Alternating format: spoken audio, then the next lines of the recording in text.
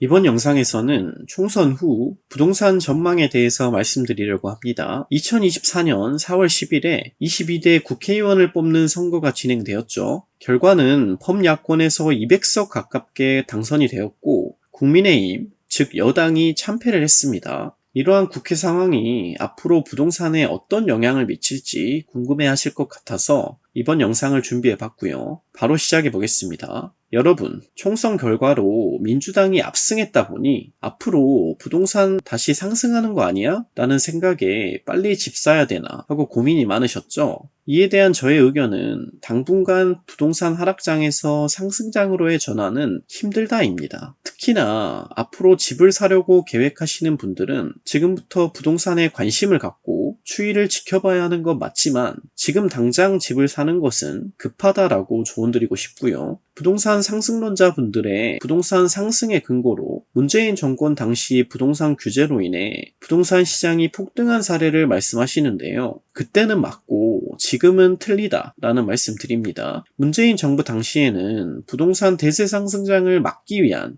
부동산 규제였고 현재는 부동산 대세 하락장인 상태에서 부동산 규제가 더해지는 것입니다. 바로 이 점이 가장 큰 차이점이라고 볼 수 있는데요. 세부적인 내용은 뒤에서 말씀드리겠습니다. 여러분은 이번 영상을 통해 총선 이후로 부동산 전망이 어떻게 흘러가는지 알 수 있으실 거예요. 저도 투자를 처음 시작할 때 부동산에 대한 공부가 부족하다 보니까 주변 소식에서 들려오는 일회성 소식들에 대해서 크게 흔들리곤 했는데요. 특히나 21년도에는 부동산 폭등장이었기에 회사 내에서도 전부 부동산 이야기뿐이었습니다. 누가 집을 샀는데 벌써 몇 억이 올랐다. 너도 어서 집 사야 된다라는 조언도 정말 많이 들었고요. 뿐만 아니라 뉴스만 봐도 집값이 계속해서 오르고 있다라는 소식이 들리다 보니 저 또한 정신을 차리기 어려웠습니다. 이러한 소문에 휘둘려서 수많은 2030 세대들이 이 시기에 서둘러 집을 사다 보니 영끌 투자해서 결국 고점에 물렸는데요. 그렇다 보니 그 결과로 바로 이어진 부동산 폭락장을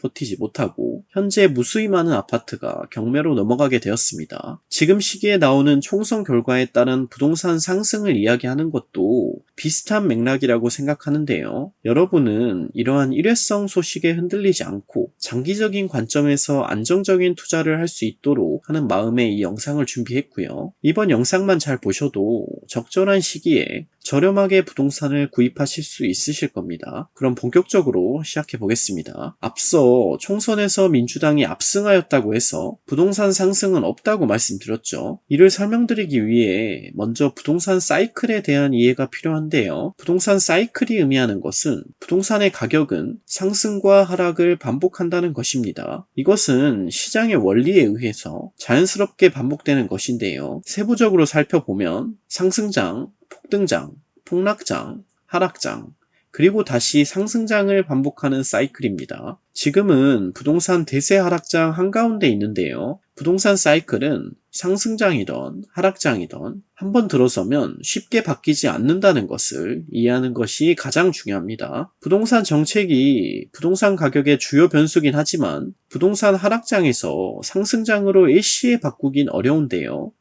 이러한 이유로 민주당이 압승하여 정책을 좌우한다고 한들 부동산 상승은 어렵다고 말씀드린 것입니다. 민주당이 국회의 다수당이 되었으니 부동산이 상승할 것이다 라는 분들의 근거로 문재인 정권의 부동산 규제로 인한 시장 과열을 예시로 들고 있는데요. 현재 윤석열 정부의 부동산 정책 기조는 규제 완화 방향으로 가고 있고 민주당의 부동산 정책 기조는 규제를 지속해야 한다는 쪽이죠. 현재 총선에서 민주당이 승리함에 따라 국회 다수당이기 때문에 문재인 정권 때처럼 부동산 규제가 더욱 심해져 부동산 공급이 부족해질 것이고 이로 인해 부동산이 다시 상승할 것이다 라는 말인데요. 먼저 과거 문재인 정부와 지금의 상황에는 큰 차이점이 있습니다. 과거 문재인 정부 당시에는 부동산 상승장에서의 부동산 규제를 하는 시기였고 아무리 규제를 해도 사람들이 계속해서 높은 가격에 매매를 했던 것은 규제 때문이 아니라 계속해서 집값이 올라갈 것 같다고 생각했기 때문인데요. 아무리 규제를 한들 내일이면 또 집값이 올라가는 시절이다 보니 사람들은 흔히들 패닉바잉이라는 용어를 사용할 정도로 묻지마 투자를 투자를 했었습니다. 하지만 현재는 부동산 하락장이다 보니 사람들은 집값이 내려갈 것 같다고 생각하고 있죠. 여기에 부동산 규제가 더해진다면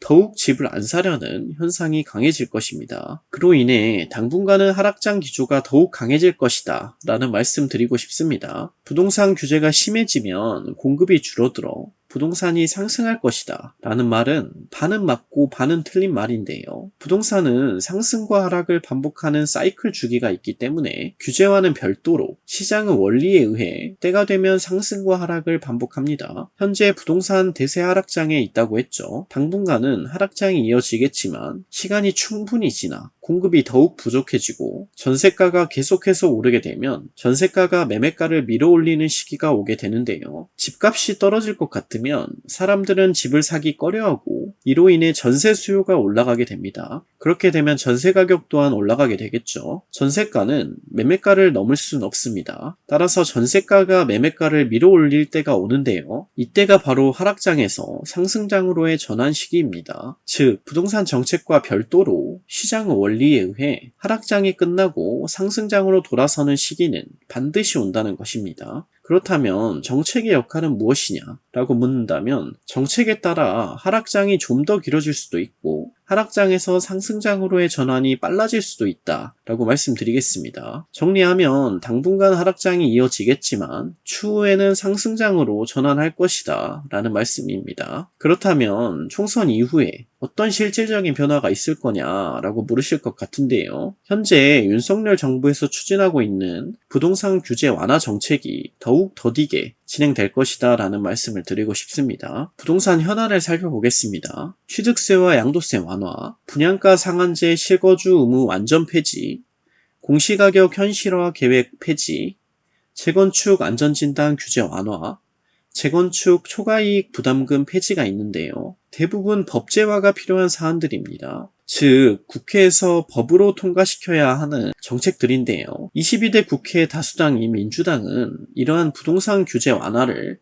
반대하는 입장을 취하고 있습니다. 뉴스 기사를 보시면 윤석열 정부 부동산 정책 추진에 난항이 예고되어 있다고 합니다. 여소야대 국회에서 윤 정부가 정책을 추진하려면 야당에 숙이고 협치를 요청해야겠죠. 다음은 앞서 말씀드린 법안들에서 특히나 중요한 법안인 취득세와 양도세 개정의 세부적인 내용을 살펴보겠습니다. 먼저 취득세입니다. 22년 12월에 정부에서 발표한 내용이고요. 취득세의 경우 기존의 조정대상 지역을 취득할 때 1주택은 1에서 3%인 기본세율을 납부하고요. 2주택부터 중과가 되어 8%를 납부해야 됐던 것을 1에서 3%로, 3주택 이상부터는 12% 납부해야 됐던 것을 6%로 개정하려고 합니다. 비조정 지역의 경우 2주택까지 1에서 3%, 3주택부터 중과가 되어 8% 납부해야 됐던 것을 4%로, 4주택 이상부터는 12% 납부해야 됐던 것을 6%로 개정하려고 합니다. 절반 가까이 취득세가 아껴지게 된다면 집을 구매할 때 부담이 훨씬 덜어지겠죠. 다음은 양도세 완화입니다. 분양권의 경우 현행 1년 미만 양도 시 시세 차익의 70%를 양도세로 납부해야 됐던 것을 45%로, 1년 이상 양도 시 시세 차익의 60%를 양도세로 납부해야 됐던 것을 폐지하고 기본세율로 개정하려고 하고요. 주택의 경우도 분양권과 동일합니다. 취득세와 양도세는 부동산에서 가장 중요한 세금 정책인데요. 취득세와 양도세가 완화되어야 투자자들이 부동산 시장에 적극적으로 참여하게 되기 때문입니다. 이때가 부동산 시장이 본격적으로 활성화되는 시기인데요. 정리하면 지금은 집을 살 때가 아니라 계속해서 시장을 지켜봐야 하는 단계라는 점 말씀드립니다. 이제 총선 후 부동산 전망에 대해서 완벽하게 이해하셨을 거예요. 집을 구매하려고 계획하시는 분들은 이번 영상을 통해서 적절한 시점에 저렴하게 집을 사실 수 있으실 겁니다. 지금까지 영상 봐주셔서 감사드리고요. 앞으로도 도움되는 정보 준비할 테니 구독과 좋아요, 알림 설정 부탁드리겠습니다. 뒤에 나오는 추천 영상을 보시면 여러분이 부동산 투자하실 때 현금 여력이 부족하다 보니까 대출을 많이 끼고 투자하실 텐데요. 이러한 부동산 연끌 투자 시 주의해야 할 사항을 알 수 있으실 거예요. 지금까지 김선비 부동산이었습니다. 감사합니다.